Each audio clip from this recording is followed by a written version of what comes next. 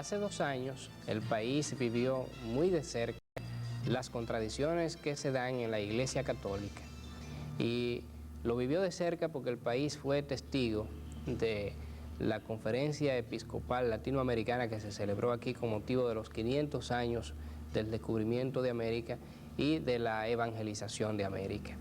Pues esas contradicciones han tenido sus ecos y se siguen viviendo, y hoy hay 2 iglesias que se manifiestan públicamente: la iglesia de los pobres y la iglesia tradicional.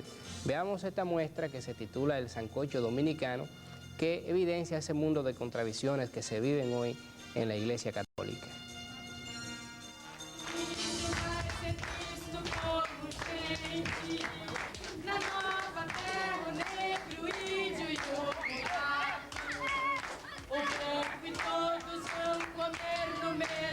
A linguagem de São Domingo deve ser incisiva e não diplomática.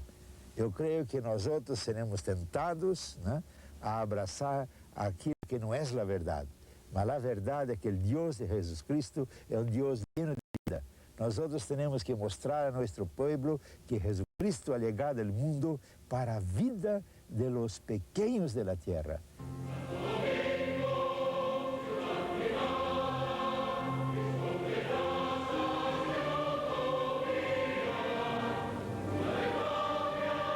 Pero la polémica que el Papa iba a encontrar en Santo Domingo no se limitaba al interior de la iglesia. Semanas antes, en medio de fuertes controversias provocadas por el 5º centenario, la policía dominicana había acribillado a 2 jóvenes manifestantes.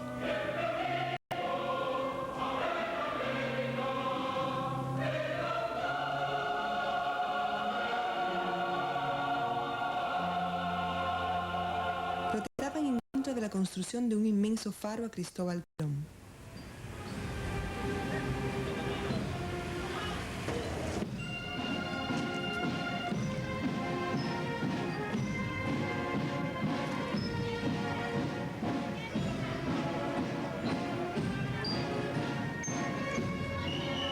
Verdadera obra faraónica, donde se suponía que el Papa iba a celebrar la misa inaugural de la 4ª conferencia, sería un testamento al hispanismo promovido por el presidente Joaquín Balaguer a lo largo de sus 60 años en el centro del poder.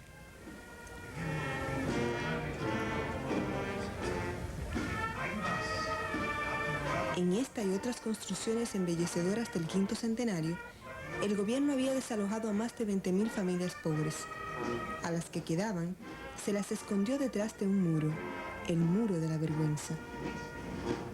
Para los pobres, esto no es un momento de celebrar. Para los grupos populares, para los grupos que han vivido la opresión durante todos estos 500 años, es más bien que lo que ocurrió hace 500 años fue una invasión. Una invasión porque los que vinieron con una postura de conquista, de apoderarse de todo lo que existía, de considerar que todo lo que había aquí era de ellos, que ellos podían tomar posesión de todo porque se consideraban que eran como los enviados de Dios.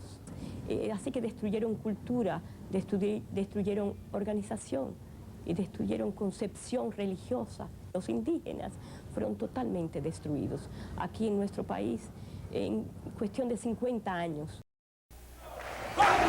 Hemos llegado aquí, a este histórico lugar, a repetir que se cumplen hoy, desgraciadamente, 500 años de la llegada de los conquistadores españoles a nuestra tierra.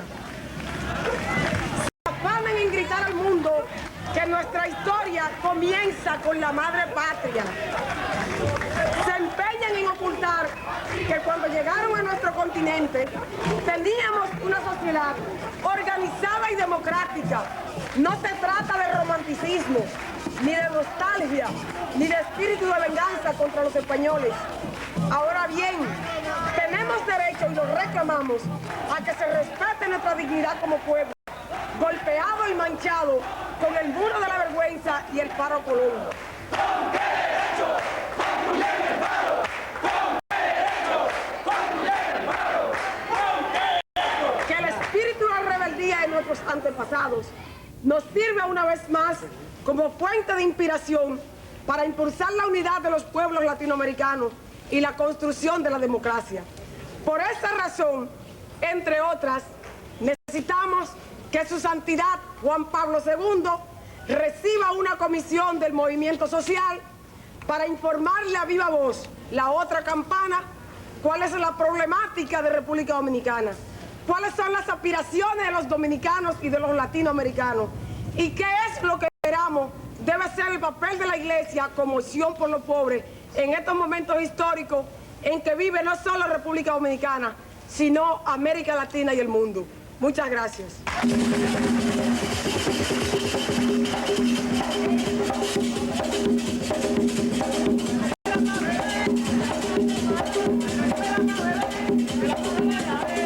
El problema está en dónde me sitúo de las dos interpretaciones. ¿Me voy a situar desde el invasor descubridor o me voy a situar desde el pobre oprimido invadido? Es un problema ético, pero también es un problema evangélico. O es decir, Jesús, ¿dónde se hubiera situado? Y no es muy difícil. Jesús, ¿cómo se situó en el Imperio Romano? En esta conferencia se va a hablar de una cristología histórica. Por favor, serenidad, que nadie llore, conformidad, por favor, eso le sucede a cualquiera. Hay que tener paciencia, Dios lo quiso así, mírenlo bien, el faro va hasta su última morada. Y entonces creo que la opción por los pobres significa cómo interpretamos aquellos acontecimientos, desde Europa o desde los pueblos originarios.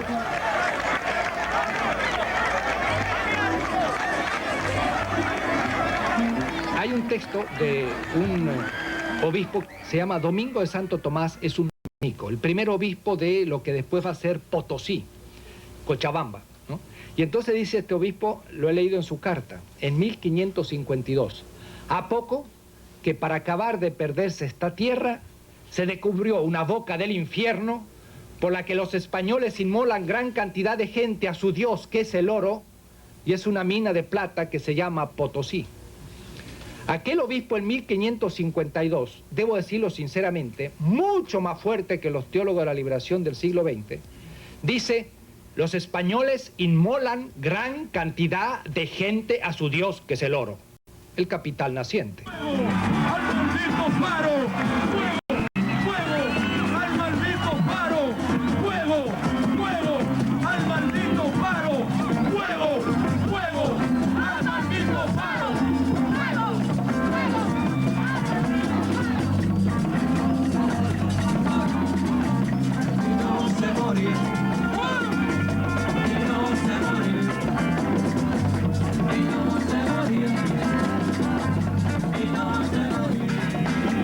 Ese capital naciente ha producido millones de víctimas y no se consideran que sea un Dios. Claro que son a un Dios que vive de la sangre de los pobres.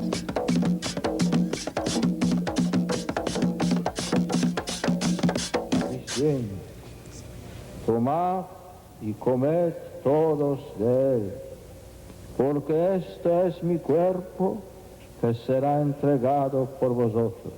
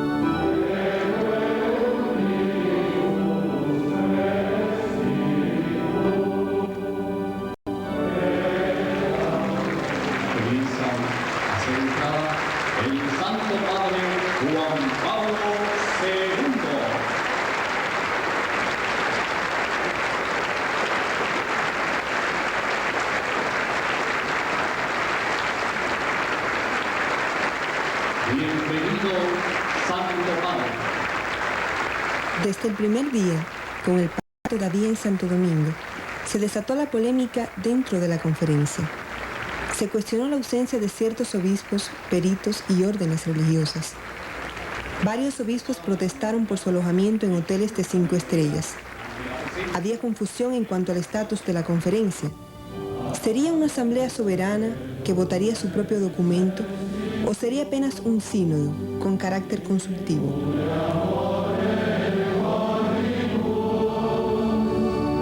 Parecía surgir una tensión entre el grueso de los obispos y una presidencia que por primera vez estaba dirigida directamente por Roma.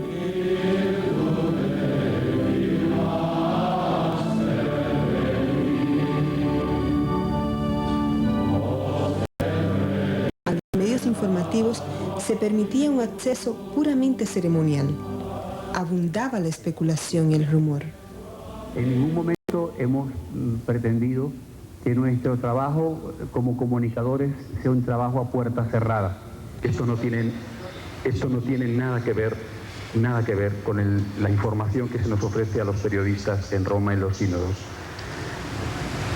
Normalmente estamos acostumbrados a que se nos diga algo acerca de lo que los obispos que intervienen con sus aportaciones dicen en la asamblea. Eso no dice nada.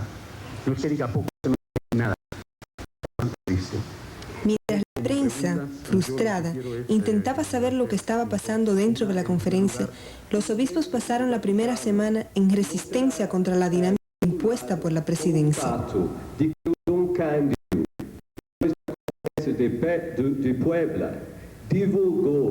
La poca importancia dada al trabajo en comisiones se interpretaba como una manera de minimizar el aporte de los obispos de las sociedades locales.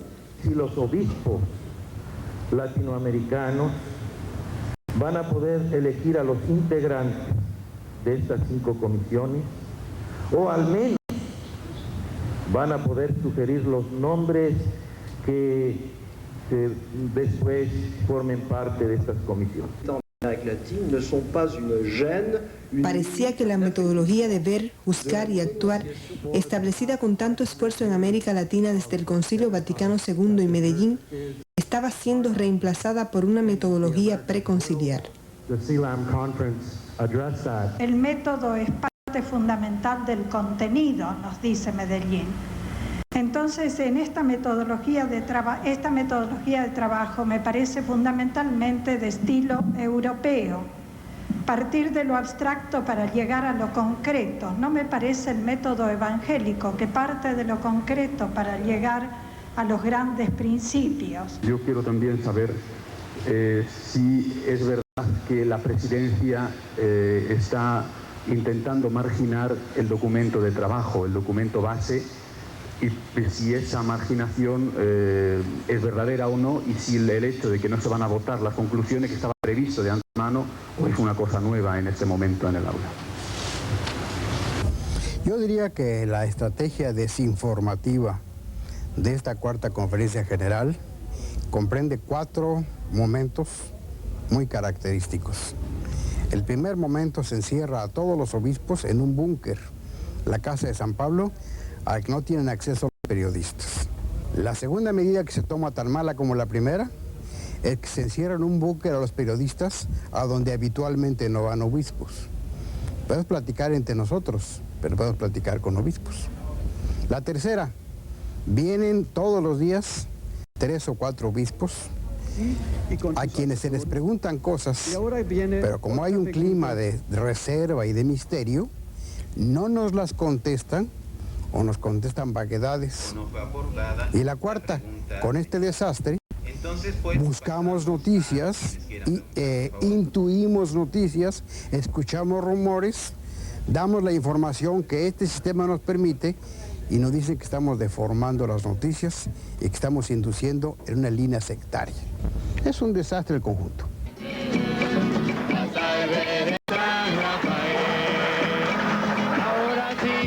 Como siempre, detrás de la metodología se escondía la realidad.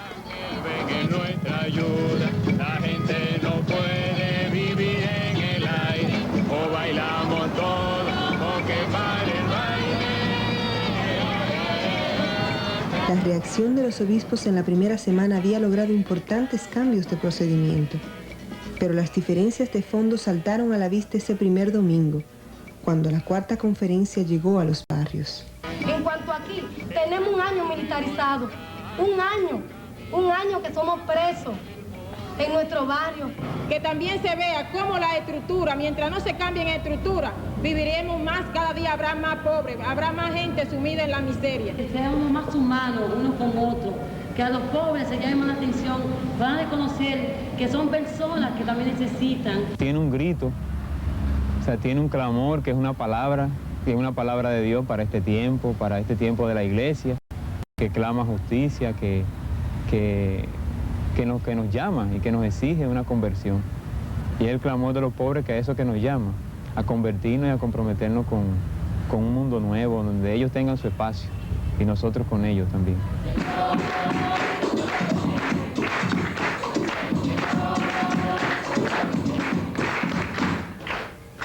La cuarta conferencia es de los obispos, mas la cuarta conferencia acontece, se realiza na Casa São Pablo y aquí. Viva! Los pobres tienen la urgencia de evangelizar a nosotros, los obispos también. Mas é necessário que os pobres da América Latina, os pobres, se unam, se articulem a suas forças, porque o libertador del pueblo não são os ricos, os governos, mas o libertador del pueblo é Jesus, é el pueblo, son los pobres de la América Latina.